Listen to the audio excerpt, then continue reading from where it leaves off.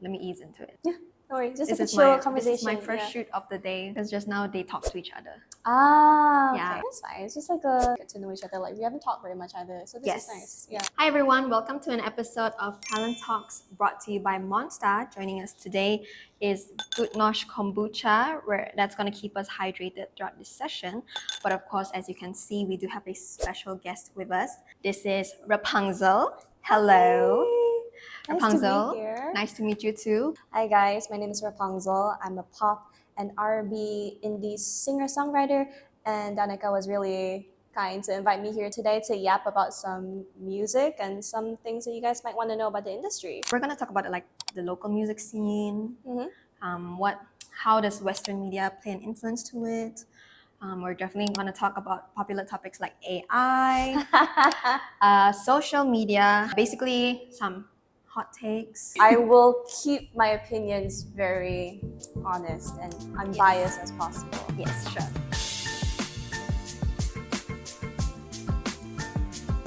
Ooh, so I'm having Day drinking now. Yeah. So I'm having passion fruit bloom. I'm having the lavender blueberry. This is a big question right now. So, Okay. how do you feel about being an indie artist in Malaysia as of now? Well, as an indie artist, you get to explore different avenues and you get to meet different people that you wouldn't maybe get to access if you were backed by a huge label. Yeah. You get a lot more creative freedom on your music. I do feel like being an indie artist in Malaysia right now is pretty exciting, at least from my circle. Everyone I've met has been really nice. Our idea of a hangout is literally just sitting in someone's like living room, like maybe this music video by Cat's Eye and talking about, oh, like did you check out like this sample like they were using? Do you know like where they? Yeah, I'm really happy to be in the indie music scene right now. How did you initially get into it? Really just going to jam events. I didn't know about this concept until I joined the scene, but the idea is you come into the space and you write your name, and then, for example, Raphungzel, vocals, and then you get different people coming in as a drummer, a bassist, keyboardist, be picking out names from the list of people who have signed up, and then they would put you all together in a band and you jam together and perform together. That's so cool. Yeah. There were a lot of connections that you made in that community. Definitely. Should Malaysians try to sound a certain way to succeed? Or do you think we should embrace our local sound more? But here's the thing. It's always like, do you want to be successful? Or how much reach do you want to go? Yeah. What do you define a local sound? I have no idea. But the thing is, you listen to Taylor Swift, you listen to Olivia Rodrigo. Are their sounds local? I guess not. No, but people still listen to them now? Yes. Yeah, so I get what you're saying. I think there is a market of music that would cater to Malaysians.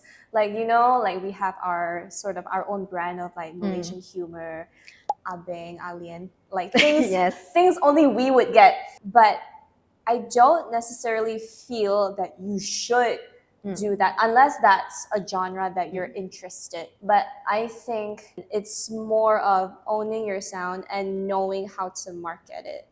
Yes, I guess we already know this. The current biggest music landscape right now in the world is like K-pop and Western pop. They're two of the biggest forces in today's world. How do you see their influence shaping their global scene? In your perspective? I think they are very good at putting music into a whole package. You have choreography, you have really good vocal production, you have really good hooks, very colorful, very bubblegum sort of thing. It snaps your attention quick. I do feel that the tides are shifting a little bit. I'm seeing a lot more C artists coming out now. Okay. Yeah, I feel like people are sort of subscribing to that a little bit more because sometimes Western pop and K-pop perpetuates a very polished, very aesthetic, very confident sort of vibe. But I feel like people are looking for a story. And that's why so many indie artists are like popping off because like they're actually connecting with their audiences. They're talking about love, loss, heartbreak, friendship, things that Western pop and K-pop might not necessarily touch on. And even if they do, it's more loud. Like it's a different intention. Platforms like TikTok and Reels, I guess, have really changed the music landscape nowadays. Do you think it has benefited artists? Yes. This is hard because I feel like TikTok is also a very cultural thing. I feel like TikTok is more about trends Yes. a little bit than the music. Like, I feel like musicians have had to get more creative Yeah. with their sort of like marketing and music. But I would say TikTok has given them another avenue and another route, maybe, to going viral, virality. Yes. It's also a very unserious platform, and it's good to Incredibly laugh. I like unserious. TikTok Yes. for that reason. That's great. I don't know if you realize, but I feel like songs are getting shorter nowadays. I remember when songs were like 4 or 5 minutes, but now What? yeah. What do you mean? But nowadays I'm seeing an influx of songs that are 2 minutes, under 3 minutes. So do you think shorter attention spans have contributed to this? Do people run out of ideas to write longer songs? I do feel like people in general have shorter attention spans these days because of like short form content and everything. There's a certain structure to writing songs. I think most of my songs are about like 2 minutes, 45 seconds, or like 3 minutes and 15 sort of seconds. It's like a very mathematical thing. I don't know whether social media has affected that, but I wouldn't be surprised if that's the reason why there are short songs. Maybe you can kind of like break it down technically. Like, can you teach me to write a song in 4 steps? Oh my goodness. Yes. Okay. Let's just start with, I guess, writing a song. Okay. Pop song. Okay. Yes. You have traditionally 2 verses, a chorus, a pre-chorus if you would like. If you want to throw that in there, a bridge. Okay. And that's it. Okay. So what typically happens, I guess, is that you find your chords and then you write your lyrics over them, and then you record it, and then you get it mixed, then you push it out.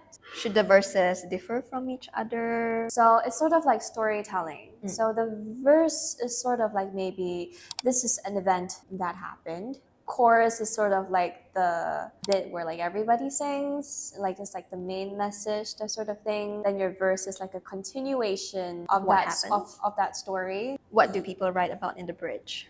It's sort of a way to like change things up sonically, sort of introduce either like your thesis, your Okay. thesis statement, or like your main message before tying it back to your chorus. I absolutely love how you put it into a bit more technical terms.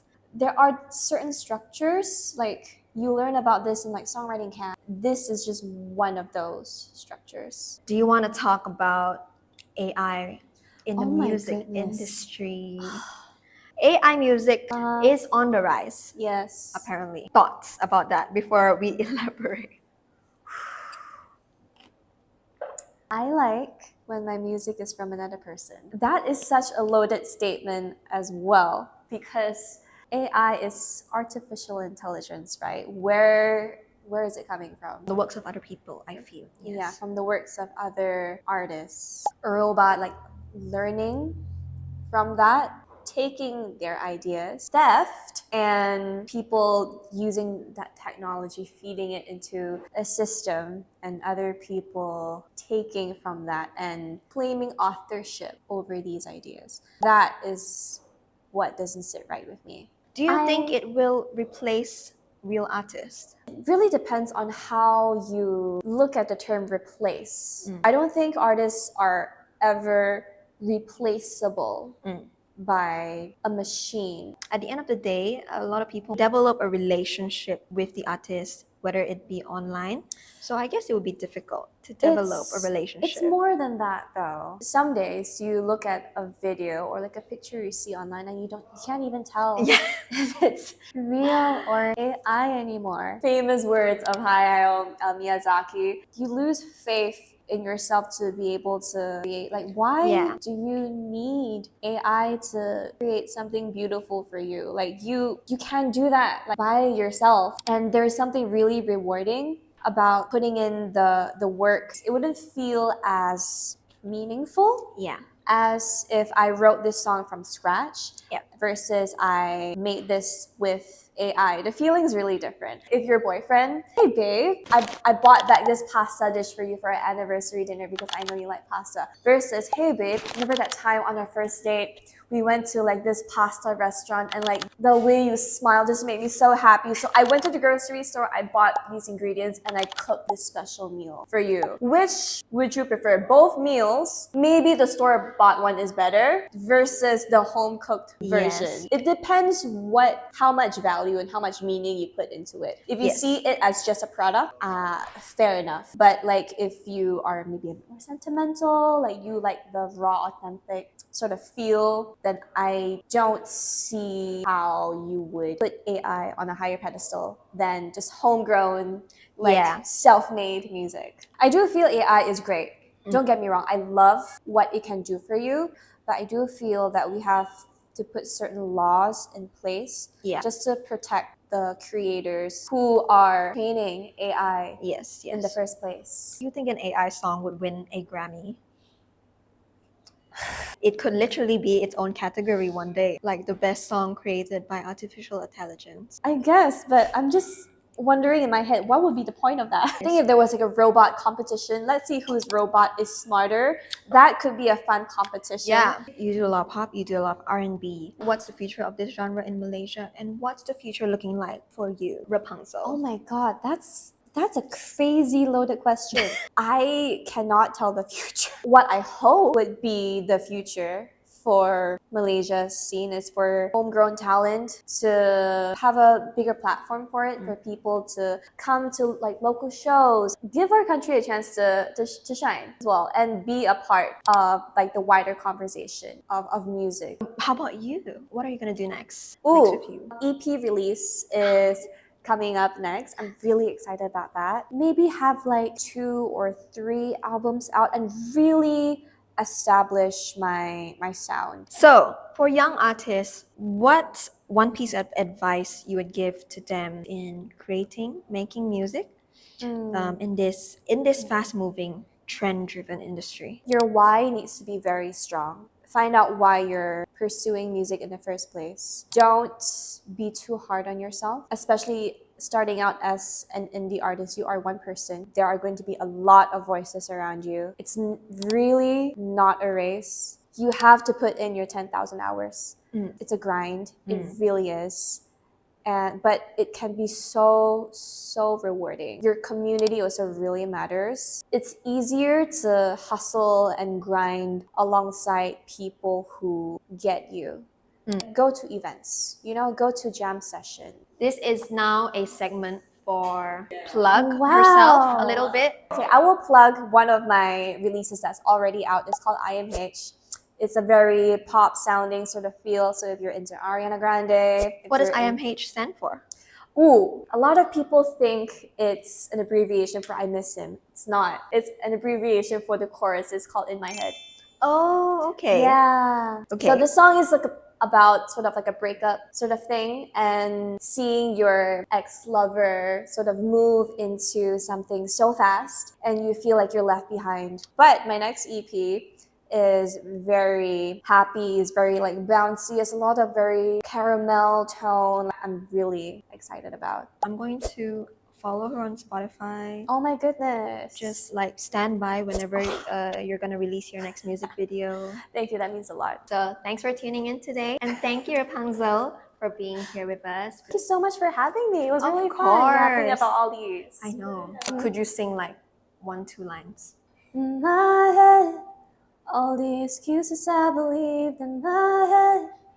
Well, you're a crush and I keep. Oh my gosh. You're very good at your job. Thank you so much. Buttering me up. So yes, that's all we have for you today. So stay tuned for the next episode. Bye.